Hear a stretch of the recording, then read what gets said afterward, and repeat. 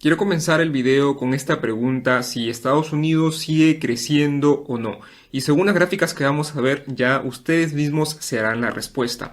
Bueno, aquí tenemos esta primera gráfica del BOFA, donde nos dice, bueno, aquí la data la saca del forecast de las estimaciones de la Fed de Atlanta, pero lo que nos dice la gráfica es que el PBI estimado por la Fed de Atlanta asciende a 27.5 billones de dólares. Esto representaría un 40% desde los mínimos de la pandemia, ¿ya? Pero acá yo me pregunto, si es que tenemos un índice manufacturero que ha estado por debajo de 48 durante 8 meses consecutivos, esto es motivo para que pues estas proyecciones de la Fed de Atlanta sean positivas o negativas. Claro, ojo que esto no es lo único que influye aquí en el PIB seguro del que utiliza este forecast la Fed de Atlanta. Esto no debe ser el único componente, pero bastante raro, ¿no?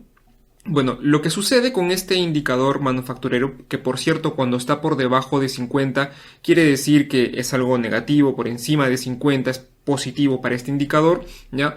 Y lo que nos dice es que, bueno, hay un patrón que solamente ha ocurrido durante todos los aterrizajes forzosos anteriores en los últimos 55 años. Y lo que sucede es que cada vez que este indicador ha estado por debajo de 48, pues es donde se han mostrado estas crisis que hemos tenido.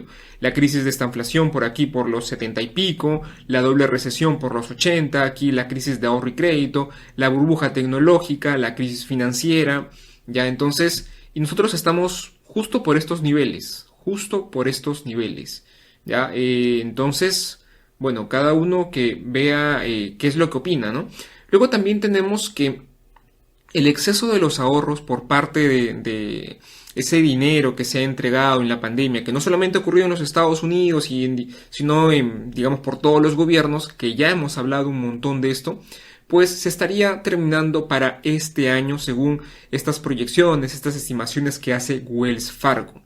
Y aparte de esto, que tenemos un exceso de ahorro que va cayendo de forma muy rápida, lógicamente debido a la inflación, ya vemos que también la morosidad en préstamos está aumentando. Aquí tenemos una gráfica de The Washington Post que nos dice que la morosidad en préstamos para automóviles, tarjetas de crédito y préstamos de consumo acaba de alcanzar sus niveles más altos desde el año 2012. Mejor dicho, no veíamos estos niveles ni en plena pandemia.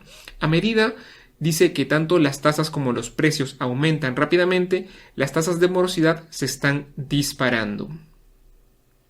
Luego también por el lado del empleo, por ejemplo, tenemos que las ofertas de empleo han caído al nivel más bajo desde marzo del 2021. Siguen habiendo ofertas de empleo, sí, pero cada vez son menos, mientras que el número de renuncias cayó a niveles prepandémicos. Luego vemos aquí otra gráfica, en este caso de Glassdoor Research, que nos dice que la confianza de los empleados se encuentra en su nivel más bajo desde el año 2016. La confianza de los empleados no estaba tan baja ni siquiera en pandemia. Vemos también aquí que, por ejemplo, en las compañías del Russell 3000, la discusión sobre la escasez de la mano de obra y los recortes de empleo se están moderando. Sin embargo, estas menciones de recortes de empleo siguen siendo comparativamente más altas que antes de la pandemia, que teníamos estos niveles de aquí, ¿no? Ahora, como podemos ver, es como si se hubieran duplicado. Lógicamente que comparado esto con la pandemia hay una gran diferencia, ¿no? Pero los niveles, con niveles prepandémicos, podríamos decir que todavía están al doble. Bueno, también ha vuelto a caer la confianza y las expectativas del consumidor, ya todavía no recuperamos niveles previos de la pandemia y vemos que aquí pues esta confianza y expectativas pues sigue estando bastante lateral. ¿Qué más tenemos? Tenemos también que la semana pasada tuvimos el dato de la inflación PCE y esa inflación PCE que excluye vivienda, una de las medidas preferidas de la Reserva Federal, pues se ha mantenido estable en el 4.5%, ¿no? Y no muestra ninguna señal de bajar al objetivo de 2% que tiene la Reserva Federal. Esta de aquí es una gráfica de Apolo. Y también, bueno, tenemos aquí que esas expectativas para que las tasas bajen según esta probabilidad que hace el CME Group para esta reunión del 20 de septiembre, se siguen manteniendo, digamos, estables a que se mantengan los tipos de interés. Todavía no se ve una reducción de las tasas y posiblemente no se vaya a dar o no la tengamos hasta fin de año. Y bueno, finalmente para esta sección de aquí, creo que esa es la última gráfica de esta sección, tenemos aquí los precios de vivienda, ¿ya? De los diferentes países del G7 desde el año 2000, y vemos que Canadá, pues simplemente los precios de la vivienda están fuera de control. Y no sé si ustedes han escuchado también por ahí sobre esas hipotecas de 90 años, de 80 años que están sucediendo en Canadá. Ya hay una teoría por ahí muy loca que le he escuchado por ahí por internet, que está muy interesante, y pues ya veré si es que esto lo comparto en otro video. Pero ojo con estos precios de vivienda en Canadá, que para alargar, digamos, para compensar esas tasas de interés elevadas, se están alargando los plazos, porque allá pues utilizan esas tasas variables y demás, ¿no? Y finalmente los periodos para pagar estos préstamos hipotecarios terminan siendo de 70 años, 80 años, hasta 90 años. Bien, pasemos a la siguiente sección, que es dónde invertir. Tenemos aquí esta gráfica de Bloomberg que nos dice que las ganancias corporativas de Estados Unidos están aumentando nuevamente después de 4 trimestres consecutivos de caídas. Esto es algo positivo, ya es algo bastante positivo que las ganancias corporativas aumenten, pero después de haber visto todo lo anterior, como que queda ese no sé qué, ¿no? De que algo no está cuadrando aquí. Vemos también que a nivel mundial, esta es una gráfica del BOFA muy buena, porque nos dice que el 29% de las empresas están recomprando sus acciones y están cerca de máximos. Por cierto, estos niveles de recompra de acciones estaban en máximos más o menos aquí por crisis.com, estas crisis de las .com, y aquí tenemos crisis financiera. Entonces, los niveles de recompra están... los porcentajes de empresas que recompran sus acciones están bastante elevados. Ya, y yo no digo que, ojo, que esto de acá indique que vaya a haber una caída en las bolsas ni nada, sino que es pues simplemente que las empresas no ven en qué, digamos, invertir ese dinero, y lo que hacen es comprar esas acciones, y todavía a precios elevados, a precios caros, ¿ya? Luego tenemos aquí también esta gráfica, otra vez el BOFA nos dice, ¿no? Los constructores de vivienda dicen soft landing y los de retail dicen hard landing. Y aquí yo me pregunto, ¿no? ¿Quién tiene la razón? Porque por un lado tenemos a los constructores de viviendas que están muy alcistas, y por otro lado a las empresas de retail que están muy bajistas, ¿no? Hay aquí una divergencia bien amplia, y como vemos normalmente esto pues va de la mano, ¿no? Pero aquí hay una divergencia bien amplia, y yo me pregunto aquí, ¿no? ¿Quién tiene la razón? ¿Tienen la razón los retail que no están vendiendo, o tienen la razón los constructores de vivienda y están construyendo vivienda como loco porque las viviendas están saliendo? Bien, luego tenemos aquí una gráfica de Goldman Sachs, porque también la he colocado aquí en esta sección de dónde invertir, ¿no? Dice, estimamos que la proporción de trabajadores estadounidenses que realizan al menos algo de trabajo desde casa se mantiene entre el 20 y el 25%, por debajo de su máximo del 47% en el punto álgido, en el punto más alto de la pandemia, ¿ya? Pero muy por encima del promedio prepandémico del 2.6%. Ya, como todos sabemos, ya la pandemia la hemos pasado ya hace bastante tiempo, pero vemos que este trabajo desde casa parece que se ha seguido manteniendo. Hemos pasado de un 40 y pico, pongámosle un 50%, ahora un 25%, entonces la mitad. Y nuevamente este tema de esa inversión en inmuebles que tengan que ver con oficinas, ¿no? En ese real estate de oficinas. Yo diría pues bastante cuidado, porque al parecer esta tendencia del trabajo desde casa, pues según lo que nos muestra aquí Goldman Sachs, ha venido para quedarse, lógicamente no en la misma magnitud que en la pandemia, pero sí un porcentaje bastante elevado frente al prepandémico. Bien, luego aquí también Banda Research de los flujos de los inversores. Estos son inversores retail, inversores, dice, en acciones individuales. pues ha adquirido un nuevo máximo durante este último mes, ¿no? Vemos aquí el máximo que se tuvo por la pandemia, pues ya eso se ha superado. Bien, luego aquí los ETFs más populares, que es el IBB y el VOO. Esta es una suma entre ambos, ¿no? Tenemos que estos ETFs populares pues han venido una tendencia de entrada de dinero en acumulado, ¿no? Bastante, digamos, pronunciada, bastante elevada. Pero acá lo que nos dice Barclays es que parece haberse estancado un poco en agosto.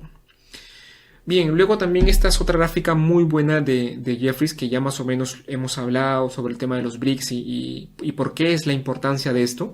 Bien, dice actualmente los miembros del BRICS representan el 14% del total de las exportaciones mundiales de petróleo, mientras que los nuevos BRICS, esos 6 países que se han anunciado que se van a adherir a los BRICS, pues representan otro 25%. Estamos hablando ya de un gran porcentaje que tendría los BRICS en su conjunto.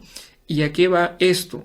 Esto nos viene a esta siguiente gráfica de Crescat Capital muy buena, que nos dice la disparidad en la asignación de capitales entre las industrias de tecnología y de recursos sigue siendo históricamente notable. La concentración predominante de los inversores en un sector de mercado, en el de tecnología, a menudo a expensas de empresas que siguen siendo fundamentales para nuestra economía hoy en día. ¿Y a qué va todo esto? Y aquí puede ser o sonar un poco a teoría conspirativa, pero yo me pregunto, ¿no? ¿Qué pasa si es que todos estos países del BRICS, pues que ya es un grupo muy importante en petróleo, comienza a, no lo sé, a poner por ahí sanciones, comienza a incrementar los precios del petróleo, ¿no? Esto quizás con esta necesidad, ojo, nosotros aún seguimos necesitando de petróleo, ¿ya? Y como hemos visto en gráficas de videos anteriores, toda esa inversión en energía alternativa pues se ha quedado estancada debido a esta guerra entre Rusia y Ucrania, ¿no? Entonces, yo me pregunto si es que esto de aquí será el motivo para dar este cambio aquí en este gasto en CAPEX que ha venido cayendo consecutivamente y no logra tener ese, digamos, ese nuevo ciclo de materias primas. Porque justamente tenemos aquí ese bajo CAPEX, esa baja inversión que se ha hecho en infraestructura para algo que es esencial para la humanidad. Entonces, habría que ver qué pasa a futuro, ¿no? Yo no estoy diciendo nada con respecto a esto, pero habría que ver qué es lo que sucede, ¿no? Quizás esta tendencia pues cambie debido a cómo políticamente utilicen el petróleo aquí los países del BRICS. Bien, y luego tenemos aquí el mayor ETF de China, pues ha tenido un récord de ingreso de dinero. Aquí nos lo dice Bloomberg, ¿no? Dice, el mayor fondo cotizado de China centrado en valores bursátiles está a punto de registrar la mayor entrada mensual de su historia. ¿Y a qué se debe esto? Pues se debe a que toda esta crisis inmobiliaria por la que ha pasado China, pues ha ocasionado que los líderes de la política monetaria en China impulsen su economía a través de, pues, digamos, incentivos, ¿no? Acá hay unos pocos relacionados más que todo a tema inmobiliario, que es el punto más fuerte, diría yo, de todo esa serie de medidas que van a hacer. ¿Por qué? Porque sabemos que el sector, pues, digamos, más preocupante es justamente el inmobiliario en China. ¿Y qué es lo que va a pasar? ¿O cuáles son las medidas que se han hecho, ¿no? Dice aquí, los pagos iniciales mínimos para hipotecas se reducirán al 20% para compradores por primera vez y al 30% para los compradores por segunda vez. Este de aquí es, digamos, esa cuota inicial para tu préstamo hipotecario, ¿no? Que algo, por cierto, en mi país mayormente es el 10%, ¿no? Como mínimo. Dice, la tasa de interés, antes era entre un 30 y un 40%. O sea, miren la capacidad adquisitiva que tiene que tener una persona que quiere comprar un inmueble en China. Debe tener un depósito inicial de entre un 30 y 40 y ahora se ha bajado al 20 y al 30, ¿no? Bueno, es algo bueno, se está bajando casi a la mitad. Luego tenemos que las tasas de interés de hipotecas se están recortando en alrededor de 40 puntos porcentuales. Algo también positivo, ¿no? Para aquí, digamos, estimular un poco aquí el tema de los préstamos hipotecarios. Luego también dice las tasas de hipotecas existentes para la compra de primera vivienda pueden renegociarse a partir de este 25 de septiembre. Las nuevas medidas podrán ayudar, ojo con este dato, a 40 millones de compradores de vivienda e impactar en 25 billones de yuanes, que son unos 3.5 billones de dólares en hipotecas, o alrededor de 2/3 de los préstamos hipotecarios del país. Estamos hablando de un gran empuje que va a tener el sector inmobiliario en China debido a este impulso que está haciendo, ¿no? Para pues solucionar todo este problema, ¿no? Que se hablaba de bastantes dudas y demás, ¿no? Estamos hablando de 2/3 de los préstamos hipotecarios del país. No es nada poco, no es nada mínimo. Estamos hablando de un buen dato. Y bien, luego también tenemos aquí dónde invertir. Tenemos las valoraciones globales actualizadas. Aquí esta es gráfica de Goldman Sachs, si más no me equivoco. Sí, Goldman Sachs. Y bueno, tenemos que la tecnología de los Estados Unidos pues está en la parte más alta, ya está en las valoraciones más altas. Este de aquí es en los últimos 20 años. Ya, y vemos aquí, por ejemplo, Estados Unidos también, pero donde deberíamos enfocarnos es nuevamente Reino Unido, sigue estando bastante barato. Por aquí también Europa, tenemos aquí en países desarrollados de Europa, ya, ¿qué más? Estos países por aquí, ¿no? Por aquí. Esto es lo que debemos estar más o menos mirando. Y ojo, esto con perspectiva a largo plazo. No estamos hablando aquí para hacer trading y nada menos. Luego también, por cierto, este mes de septiembre que ya inició el jueves pasado, ¿no? Hemos pasado el día viernes, ya fue primero. Entonces, a partir pues ya de este mes, tenemos que estadísticamente, ya, según el tercer año del ciclo presidencial desde 1928, estadísticamente el mes de septiembre es un mes negativo, ¿ya? Entonces habría que ver, ¿no? Habría que ver qué es lo que sale a nivel de datos macro, qué es lo que puede salir por ahí, porque al parecer la bolsa sigue subiendo. Habría que ver si se cumple la estadística o no. Y luego tenemos aquí también, esta es una gráfica que recomiendo que guarden, ya esta es la estacionalidad del dólar entre los diferentes meses desde el año 2017. Y aquí nos dice Bloomberg que septiembre es un mes alcista para el dólar sube y ha ocurrido en las 6 últimas veces desde el 2017, perdón. Ya, entonces son 6 años consecutivos donde el dólar el mes de septiembre ha subido. Y miren esto, cae la bolsa, sube el dólar, ¿ya? ¿Y qué más? Finalmente tenemos esta gráfica también que es de estacionalidad del Bitcoin para aquellos que les interesa el Bitcoin y las criptomonedas. Vemos que septiembre es un mes para el Bitcoin, esto es data desde el año 2010, es un mes negativo. Octubre y noviembre es el mejor mes para el Bitcoin y seguido de octubre, ¿no? Luego los demás niveles son por ahí bastante menos planos, ¿no? Pero el mejor mes para el Bitcoin definitivamente es noviembre, seguido de octubre. Esta gráfica también, para todos los interesados, guárdenla también. Y ahora veamos rápidamente los resultados trimestrales para esta semana, que pues esta semana no tenemos compañías importantes que hagan mover el mercado y demás, ¿no? No hay nada interesante. Así es que por al menos movimiento por compañías, por resultados trimestrales no los vamos a tener. Y a nivel de datos macro, pues la verdad es que también está bastante débil esta semana, ¿ya? Tenemos aquí el día de hoy martes, mientras ya están viendo este video, pues va a estar hablando Lagarde. Y bueno, el día lunes, así que bueno, ha sido feriado, pues también aquí ha hablado Lagarde, ¿no? Y bueno, finalmente el día jueves tenemos el PBI de Europa, ya es el trimestral, todavía en dato preliminar.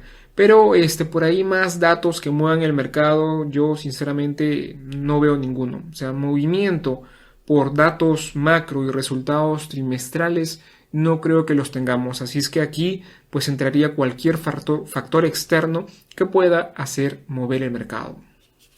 Bien, y para terminar el video, finalmente veamos el análisis técnico del S&P 500. Vamos a verlo muy rápidamente. Primero vamos a ver la gráfica mensual. Vamos a ocultar todo esto, ya porque pues ya tenemos vela de cierre.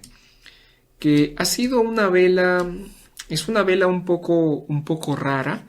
Lo que queremos normalmente es ver pues una de estas velas por estas zonas, ¿no? Por estas zonas de aquí. Pero verla aquí, una especie de esta vela de aquí, no me dice mucho a mí, ¿no? Me dice nada más un poco de indecisión, nada más. No hay nada muy interesante a nivel de vela, por así decirlo, vela mensual, no hay nada interesante por aquí.